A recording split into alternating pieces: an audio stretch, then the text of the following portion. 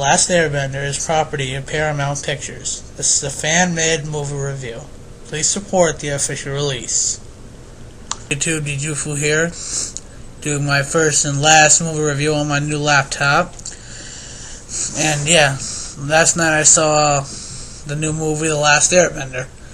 And before I get into the review, I also got to add that I did watch Dragon Ball Z Evolution the other night.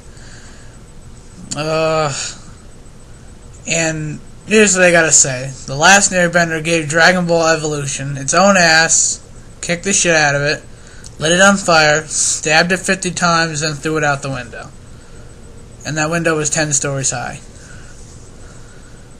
Yeah, that's what I thought. So, and really, when it comes to the movie, I gotta admit, Dragon Ball Evolution, even though I'm not much of a Dragon Ball fan, was definitely a slap in the face to Dragon Ball fans.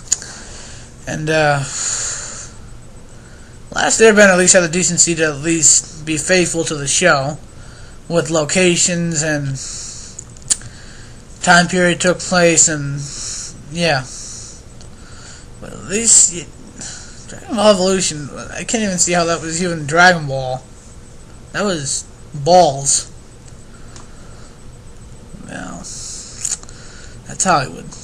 And also on that matter, the people who are complaining about this movie because it has white actors in it, I really can't. I mean, I can only argue for Sokka and Guitar, but even still, I didn't think the acting for that was that bad. Because, you know, I really think that people who are criticizing this movie because it's racist, well, welcome to Hollywood. It's not racist. And if they wanted to make the characters Asian, well, then go blame the people who made the show and made the characters look like they were white in an Asian culture. Because had the characters actually looked Asian, I'm pretty sure M. Night Shyamalan would have made the decency to make Asian actors play the characters. But because they chose to make the characters look white in the show, then, yeah, that's your result. And,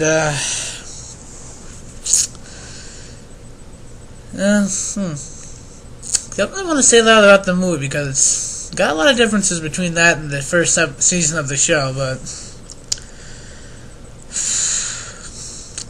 I guess the main key difference was it that they did cut a lot out of it, but they did stick to the basis of the show. They're starting the Southern Water Tribe, they go to the Southern Air Temple, and they go through the Earth Kingdom, then they go to the Northern Air Temple, Aang gets captured, but then the Blue Spirit saves him.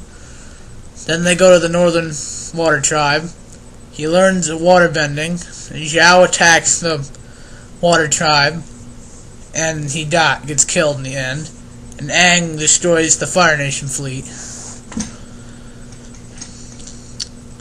And the only real thing they actually added to it that really wasn't in the show that's actually original, which I actually liked it, was instead of Roku guiding Aang through his journey, it was this dragon spirit, which I actually liked the concept of that.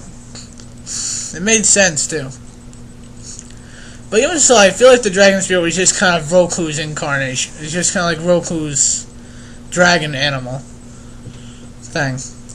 And Roku was talking to Aang through that. That's what I feel it was. But the only things they really made different that they did put in the movie was they made Aang get captured and saved by the Blue Spirit when he goes to the Northern Air Temple.